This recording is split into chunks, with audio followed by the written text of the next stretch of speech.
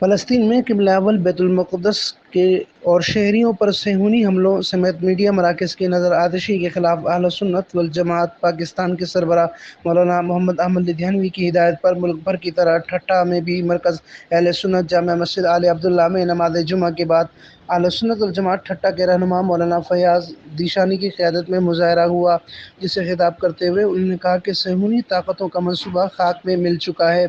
تا قیامت ایک رہیں گے، ہم اپنا قبلہ اول بیت المقدس انشاءاللہ ان یہودیوں سے چھوڑا کر رہیں گے۔ تو سب ساتھی تیار ہے یا نہیں؟ نعرہ تکبیر، نعرہ تکبیر۔ صلی و نسلم علی رسول الکریم، اما بعد۔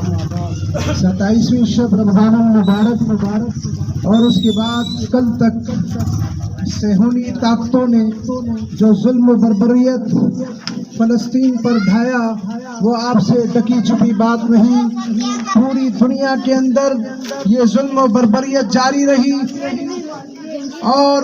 دنیا نے دیکھا کہ کس طریقے سے آتش گیر مادے اور دیگر بمباری کے ذریعے نہتے معصوم بچوں کو شہید کر دیا گیا، بیت المقدس میں عبادت کرتے نمازیوں کو شہید کر دیا گیا، گھروں پر بمباری کی گئی۔ اس سب کے باوجود اگر دنیا کے تمام مسلم امہ کا اتحاد اب یقینی طور پر ناگزیر ہو چکا ہے، مسلم امہ کا اتحاد وقت کی ضرورت ہو چکا ہے۔ اہل سنت والجماعت، قائد اہل سنت مولانا محمد احمد لدھیانوی اور جرنیل اہل سنت مولانا اورنگزیب فاروقی کی قیادت اور ان کی اپیل پر آج پورے پاکستان کے اندر اہل سنت والجماعت کے لوگ، اہل سنت سے وابستہ لوگ احتجاجی مظاہرہ کرا کر فلسطین سے اپنا احتجاج اور فلسطین سے اپنے اظہار یکجہتی کا اظہار کر رہے ہیں۔ فلسطین پر جو ظلم ہوا یہ ایک یہود و نصارہ کی سازش اور یہود و نصارہ کی بہت پرانی ان کا جو ایک مشن اور ویژن ہے اس کے مطابق ہے کہ وہ بیت المقدس کو اپنے شکنجے میں لے، مگر یاد رکھیں صلاح الدین ایوبی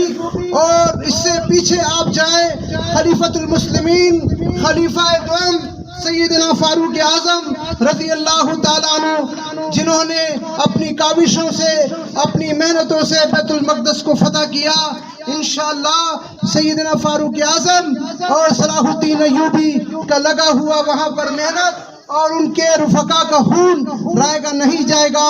بیت المقدس ہمیشہ سے مسلمانوں کا تھا، مسلمانوں کا ہے، مسلمانوں کا رہے گا۔ اس کے لیے ہم سب کو ایک ہونا ہوگا، تمام مذہبی جماعتوں کو، تمام مسلم امہ کو ایک ہو کر، ایک بازو ہو کر، ایک مکہ ہو کر اتحاد کا اظہار کرنا ہوگا۔ جب ہم ایک ہوں گے تو انشاءاللہ دنیا کے کفر، دنیا کی یہود و نصارہ صہیونی طاقتیں ہمارا مقابلہ نہیں کر سکیں گی۔ آج افسوس اس بات کا ہے کہ ہم آج کیوں پیچھے ہیں، آج ہم کیوں جو ہے مار کھا رہے ہیں، اس کی ایک ہی وجہ ہے کہ ہم نے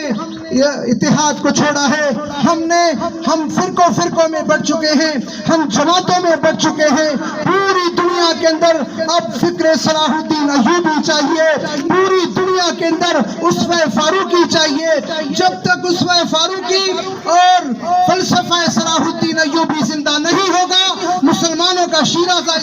اسی طریقے سے بکھرتا رہے گا۔ آج کے اس اجتماع، اس احتجاجی مظاہرے کی وساطت سے میں پوری دنیا کے یہود و نصارہ کو کہنا چاہتا ہوں، تمہاری ظلم و بربریت اب کہیں بھی نظر نہیں آئے گی، ہر طرف سے تم ناکام ہو چکے ہو۔ الحمدللہ کل جو اعلان ہوا ہے عالمی سطح پر اس میں تمہیں شکست ہوئی ہے، پر یہ مت سمجھو کہ ہم خاموش ہیں۔ جس طریقے سے دنیا بھر کے اندر لوگ احتجاج کر رہے ہیں، پروٹیسٹ کر رہے ہیں، we want referendum Palestine, we want referendum freedom for our Muslim Ummah and our prayer Muslim بیت المقدس۔ ہم اپنے عبادت پہلے قبلہ اول کو آزادی تک جہاد کا اعلان کرتے ہیں۔ اسی جدوجہد کے کے لیے جس جگہ پر قائد اہل سنت مولانا محمد احمد لدھیانوی نے کال کی، سب سے پہلے انشاءاللہ ہم آگے ہوں گے، آخری نعروں کے ساتھ اس پروگرام کا اختتام کریں گے کہ نعرہ تکبیر، نعرہ تکبیر، شان رسالت، شان صحابہ، لبیک لبیک لبیک لبیک لبیک لبیک، بیت المقدس زندہ باد، بیت المقدس فلسطین، فلسطین کی مظلوم عوام، نعرہ تکبیر۔ علامہ قاری فیاض ذیشانی دعا فرمائیں گے۔ اللہم انت السلام و منک السلام و تبارک یا ذو الجلال والاکرام، یا اللہ یا رحمان یا رحیم یا مالک الملک یا ذو الجلال والاکرام، یا اللہ فلسطین کے مظلوم عوام کی مدد فرما، یا ارحم الراحمین ہمارے پاکستان کی پاکستانی افواج کی مدد فرما، یا ارحم الراحمین جتنے مجاہدین اس وقت تیری راہ میں لڑ رہے ہیں یا جو ساتھی جماعت میں نکلے ہوئے ہیں، یا اللہ ان سب کی مدد فرما،